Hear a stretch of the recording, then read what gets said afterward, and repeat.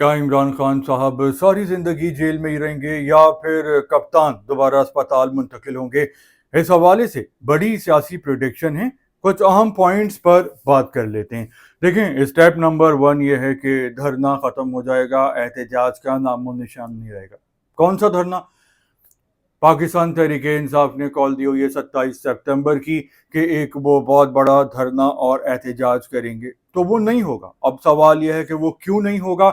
यही है हमारा पॉइंट नंबर 1 कि इमरान खान साहब अब नहीं रहेंगे जेल में और उनको अस्पताल मुंतकिल किया जाएगा, और अब वो कुछ दिन अस्पताल में ही आराम करेंगे, अस्पताल में ही गुजारेंगे। और यही वजह है कि पाकिस्तान तहरीक इंसाफ अपना 27 सितंबर का बहुत बड़ा जो ग्रैंड धरना और एहतजाज करने का उन्होंने ऐलान किया है, वो नहीं होगा। जब वो नहीं होगा तो ये पाकिस्तान की इकोनॉमी के लिए बेहतर होगा।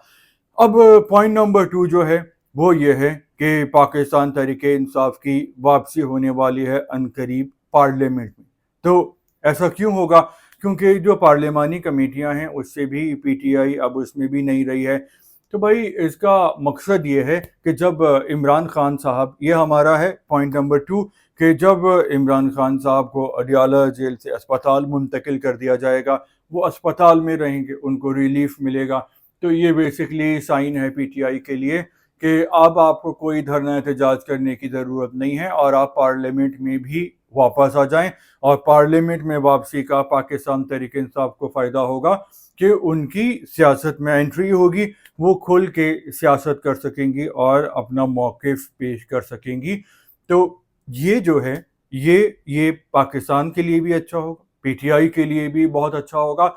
लेकिन अब यहाँ पर एक और पॉइंट रह गया है, और वो पॉइंट ये है कि जब सुप्रीम कोर्ट ने ऑर्डर कर दिया इमरान खान साहब को शिफा अस्पताल मुंतकिल किया जाए, तो गवर्नमेंट उसको पिम्स ले गई और पाकिस्तान तहरीक इंसाफ ने तौहीन अदालत का केस कर दिया।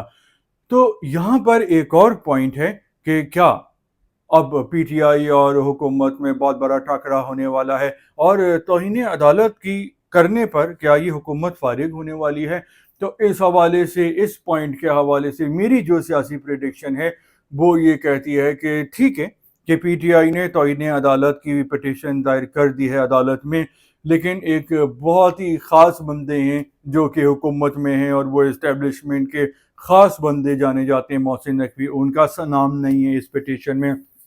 अब मेरे सियासी तज्जिए में क्या नतीजा आएगा इस पिटीशन का?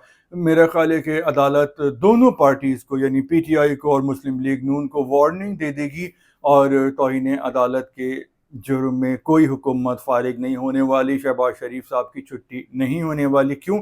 अब यहाँ पे सवाल देखें ये है कि अगर शहबाज शरीफ साहब नहीं रहे तो फिर इस्टेब्लिशमेंट किसको वज़ीर आज़म बनाएगी? क्या अल्ताफ़ हुसैन साहब को वज़ीर आज़म बनाएगी लंदन से लाके, जो जिनको सियासत से बाहर कर दिया गया है पाकिस्तान?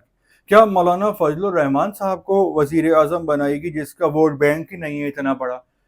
पाकिस्तान तहरीक इंसाफ को क्या वज़ीर आज़म बनाया जाएगा? इमरान खान साहब को डायरेक्ट जेल से निकाल के वज़ीर आज़म हाउस पहुंचा दिया जाएगा? ये भी मुमकिन नहीं है, क्योंकि इस्टेब्लिशमेंट और पीटीआई के दरमियान फासले बहुत बढ़ गए हैं, क्योंकि पीटीआई ने पाकिस्तान की इस्टेब्लिशमेंट को बहुत बुरा भला कहा है।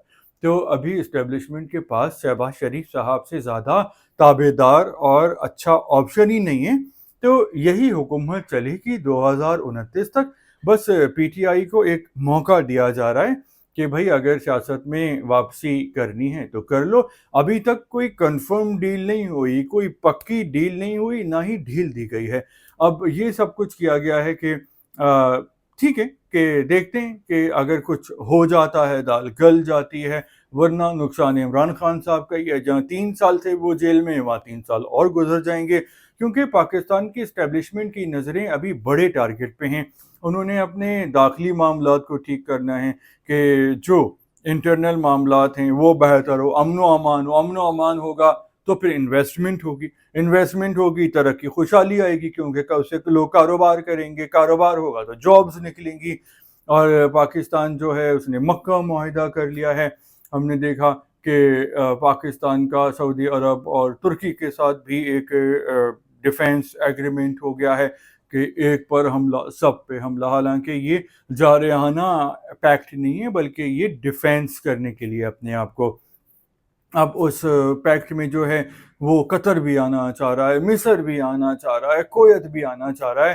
تو پاکستان سفارتی اور سیاسی لحاظ سے بہت اچھی پروگریس کر رہا ہے. اگر پاکستان کی اکانومی بھی اچھی ہو جائے تو زبردست ہو جائے گا.